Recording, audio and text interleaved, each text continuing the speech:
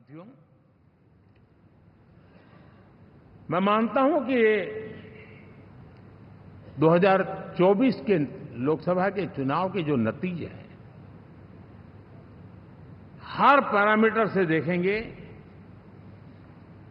दुनिया ये मानती है और मानेगी कि ये एनडीए का महाविजय है।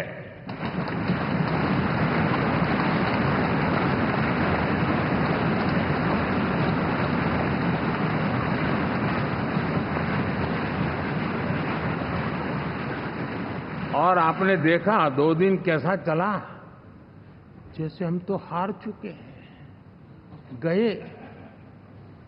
सब चारों तरफ यही दिखता था,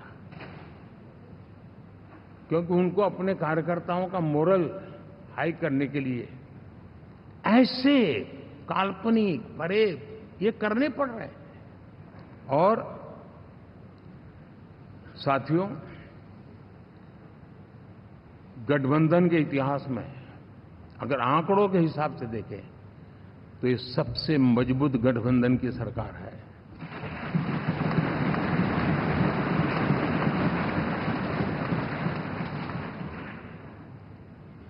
लेकिन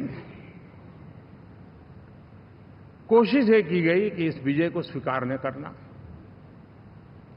उसको पराजय के छाया में डुबो के रखना, लेकिन उसकी ऐसी चीजों की बाल मृत्यु हो जाती है, और हो भी गई। लेकिन देशवासी जानते हैं कि न हम हारे थे, न हम हारे हैं।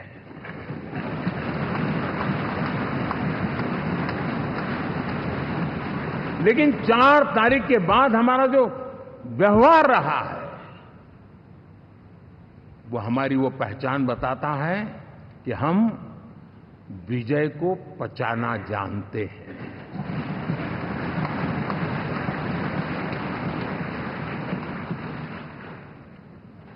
हमारे संस्कार ऐसे हैं कि विजय की गोद में उन्माद पैदा नहीं होता है, और न ही पराजित लोगों के प्रति उपहास करने के हमारे संस्कार हैं। हम विजय को भी पचाते हैं और पराजित का भी उपहास करने की विकृति हम नहीं पालते, ये हमारे संस्कार हैं। अब किसी भी बालक को पूछो कि भाई लोकसभा के चुनाव के पहले सरकार किसकी थी, तो कहेगा एनडीए। 24 के नतीजों के बाद सरकार किसकी बनी, एनडीए। फिर हारे कहां से भाई? पहले भी एनडीए थी, आज भी एनडीए, और कल भी एनडीए है।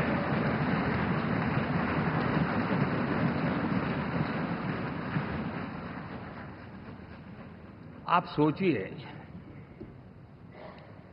10 साल बाद भी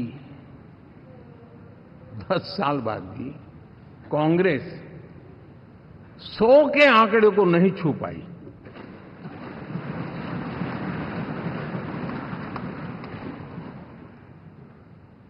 और अगर मैं 14, 19 और 24 3 चुनावों को जोड़ करके कहूं, कांग्रेस के 3 चुनाव जोड़ूं, तो इन 3 चुनावों में जितनी सीटें मिली है, उससे ज्यादा हमें इस चुनाव में मिली है।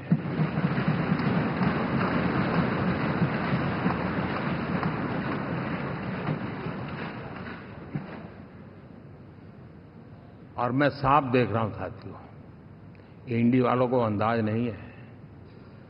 वे धीरे धीरे पहले तो डूब रहे थे, अब तेज गति से ये गर्त में जाने वाले हैं।